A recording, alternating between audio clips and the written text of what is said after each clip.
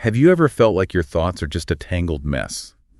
Or maybe your goals feel fuzzy, your emotions are, well, just a lot to handle. What if I told you there's a simple, pretty low-cost tool, often just, a pen and paper, that could help untangle all of that and maybe unlock a journey of self-discovery? Okay, so let's unpack this. Today, we're diving deep into the world of journaling.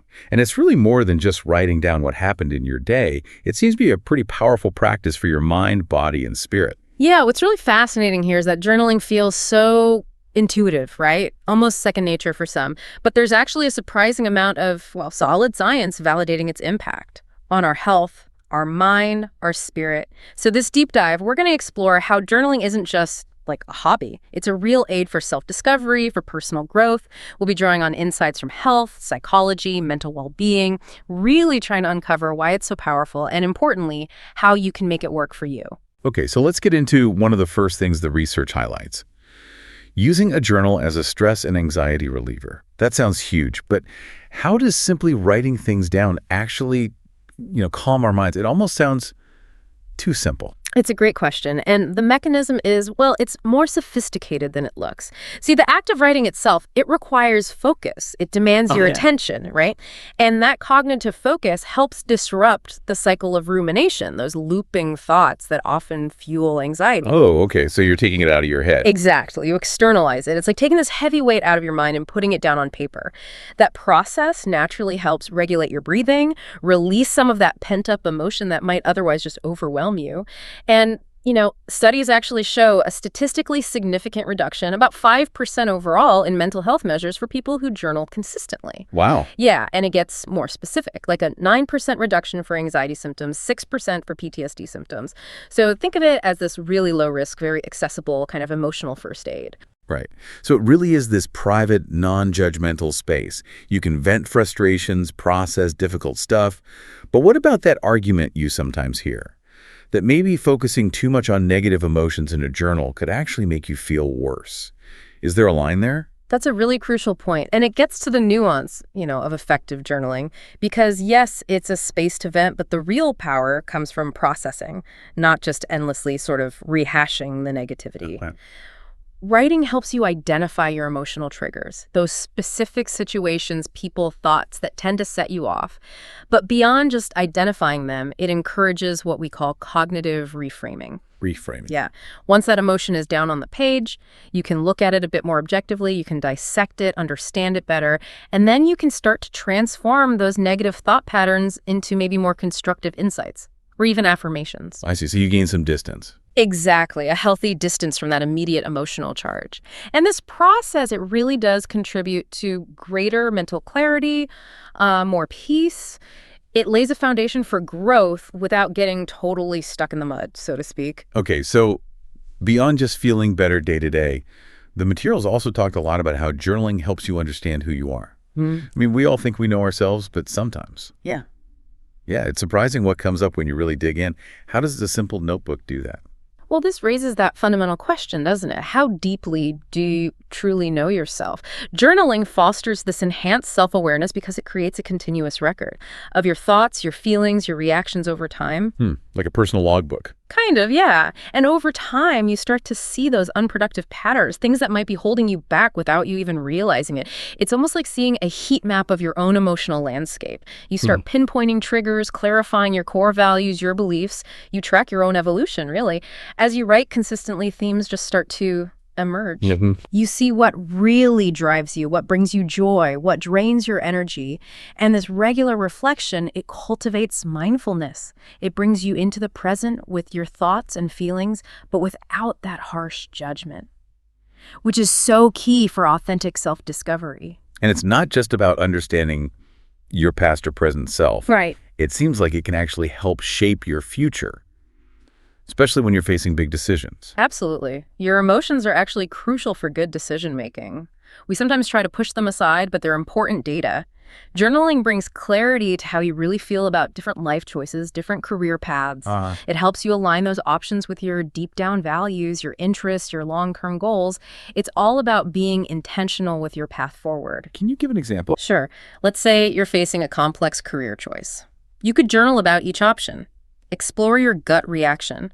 What sparks excitement? What causes anxiety? Does this path align with the person you want to become? The act of writing it out often surprises people. Truths surface that you maybe didn't even consciously realize you held until you saw them written down.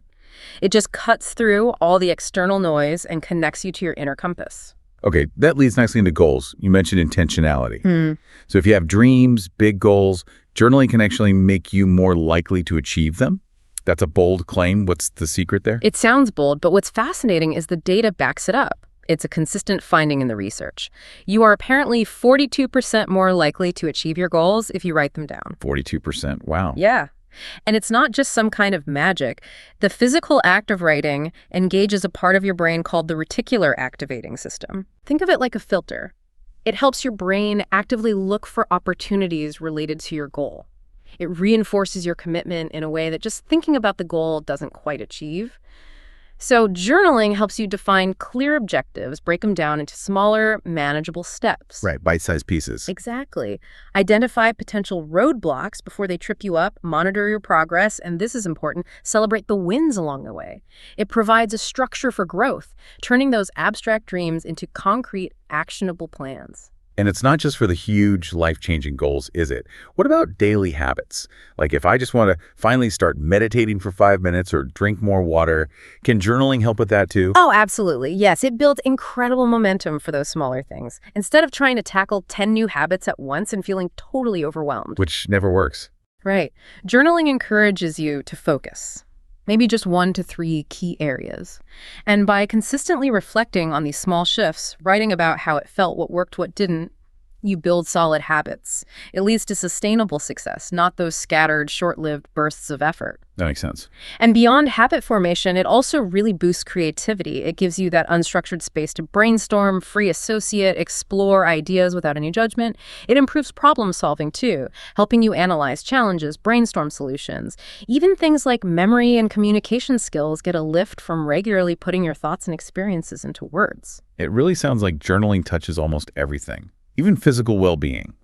How does writing connect to our actual bodies, our physical health?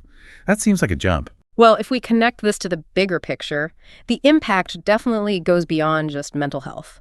It's not such a jump when you look at the brain. The act of writing is potent. It activates different brain areas involved in both emotional processing and language. This intentional communication between your emotional brain and your thinking brain, it leads to increased activity in the prefrontal cortex. That's the executive function part, right? Exactly. Your brain's CEO, the rational decision maker. And at the same time, it reduces activity in the amygdala. The alarm system. Precisely, your brain's ancient alarm system. So by quieting that alarm and letting the prefrontal cortex take charge more often, you calm down that emotional reactivity. You get a healthier perspective on things that used to trigger you. Okay, I see the link now. Less stress reactivity. Right. And when we reduce chronic stress and reactivity, we also tend to reduce the inflammation that often comes with it. The research actually shows that consistent expressive writing, especially about difficult events, can lead to measurable physical benefits. Like what? Things like lower blood pressure, more regulated breathing patterns, improved sleep quality, even enhanced immune function in some studies. It's a powerful demonstration of that mind-body connection. Okay, let's unpack this for someone listening. Given all these incredible benefits, how do you actually find your way into journaling? And maybe more importantly, how do you make it stick? It can feel a bit overwhelming with all the options. Yeah, it absolutely can feel that way. But it really is about finding the perfect fit for you. And that starts with getting clear on your intention. First step, decide what you want to get out of it. Is it primarily for mental health support? Daily self-care, exploring creativity, tracking goals. Okay, know your why. Exactly. Then try to match your journaling practice with your existing interests, your natural inclinations. Are you more visual? Maybe you're journaling. Do you like structure? Maybe something like a bullet journal. And finally, be realistic. How much time do you actually have? A really demanding practice isn't going to last if you're already stretched super thin. You mentioned sources saying there are at least 21 different types. That means there's genuinely something for everyone. The beauty of it is its adaptability. 21. That is genuinely astounding. So, okay, you mentioned bullet journaling. I know that's pretty popular. It's sort of a mix of planner, diary, to-do list, very flexible for productivity and mindfulness. Right. Or morning pages. That stream of consciousness, writing first thing in the morning to clear out the mental cobwebs. Yeah, great for creativity. Or even art journaling, like you said, for people who think more visually, using images, colors, collage, alongside words. Indeed. And beyond those, you've got more specific types too, like gratitude journaling that trains your mind to focus on the positives, cultivate appreciation, which can be really powerful. There's reflective journaling, where you analyze emotions and events more deeply after they happen. Mood journaling, specifically for tracking emotional triggers and patterns over time. And then even niche areas, like career journaling maybe, to explore professional goals and motivations. Or travel journaling, to really capture and relive experiences. The absolute key is to experiment. Give a few styles an honest try. Don't try to force something just because it works for someone else if it doesn't feel natural for you. It's your personal journey, remember. Your journal should feel like a trusted friend, not like another chore on the list. Okay, but what about the dreaded blank page? What if you sit down, pen in hand, and just nothing? Writer's block, but for your journal. I imagine that stops a lot of people. Oh, absolutely. That's a really common hurdle, especially when you're starting out. It raises that important question. Yeah. How do you keep the ink flowing when you feel stuck? Prompts. Prompts are incredibly powerful tools for this. Like writing prompts. Exactly. Simple questions can be surprisingly effective. Things like, my favorite way to spend the day is, or what always brings tears to your eyes? Even just, how do I feel right now in this moment? These can spark deeper reflection and just help you get started, get something on the page. Okay. You can also try shifting your focus to observation. Describe small, mundane details from your day, the way the sunlight hit your coffee cup this morning, an interesting person you saw on your commute. You could write about your dreams from last night.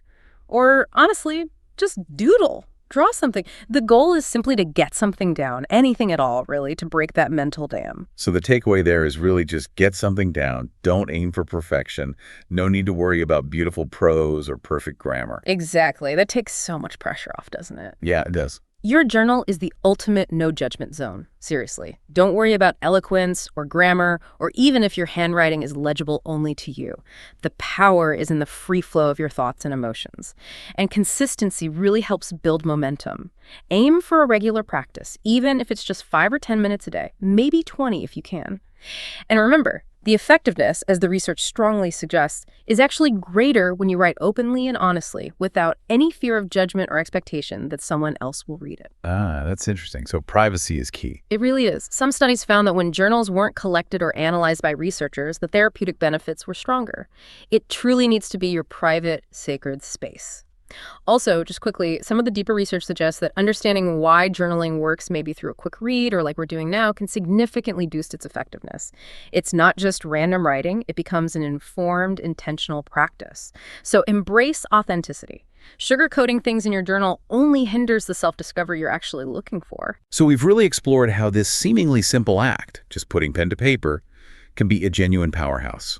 For your mental health, for deepening self-awareness, and even remarkably, for helping you reach those big goals. It seems like a tool that deeply adapts to you, rather than you having to force yourself to adapt to it. That's a great way to put it. And if we connect this back to the bigger picture, journaling isn't just about documenting your life as it happens. It's actually about shaping it. It becomes this ongoing, deeply personal conversation with your innermost self. And that conversation, held consistently over time, builds resilience, it builds clarity, it helps illuminate an authentic path forward for you. It's really a powerful, continuous journey of understanding and improving yourself. And it starts so simply just deciding to show up for yourself on the page. So as you, our listener, step away from this deep dive today, maybe consider this. What conversations are you ready to start with yourself right now? What insight might be waiting to emerge from just a few quiet minutes with a page and a pen? Until next time, keep exploring, keep questioning, and keep diving deep.